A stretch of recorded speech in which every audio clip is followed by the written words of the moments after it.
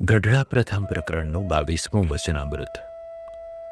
પછી મુક્તાનંદ સ્વામીએ શ્રીજી મહારાજને પૂછ્યું છે, કલ્યાણને ઈચ્છે તેને કેમ રાજનીતિ ભણવી?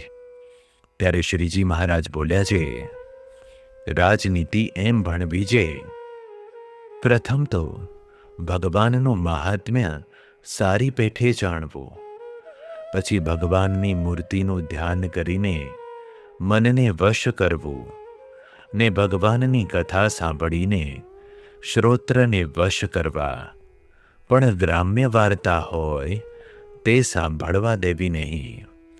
તેમજ ત્વચા તે ભગવાન ને ભગવાનના જન તેનો જ સ્પર્શ કરે, ને નેત્ર તે પરમેશ્વર ને તેના દાસ તેનું જ દર્શન કરે, ને રસના તે અખંડ ભગવદ્ દ્રોણને જ ગાય, ને ભગવાનનો પ્રસાદ હોય તેનો જ સ્વાદ લે, ને નાસિકા તે ભગવાનના પ્રસાદી જે પુષ્પાદિક તેનો જ સુગંધ લે, પણ કુમાર્ગે કોઈ ઇન્દ્રિયને ચાલવા દે નહીં.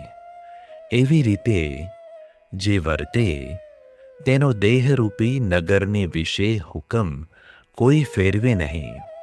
અને એવી રીતે પુરુષ પ્રયત્ન યુક્ત જે વર્તે ને નાદારપણાનો સારી પેઠે ત્યાગ કરે, એ જ કલ્યાણને માર્ગે ચાલ્યો, તેને સ્વભાવ જીત્યાનો અતિશય મોટો ઉપાય છે.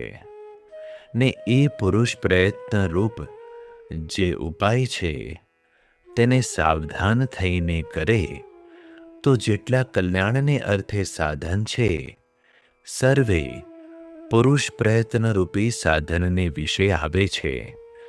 માટે પુરુષ પ્રયત્ન તે જ કલ્યાણને અર્થે સર્વે સાધન થકી મોટું સાધન છે.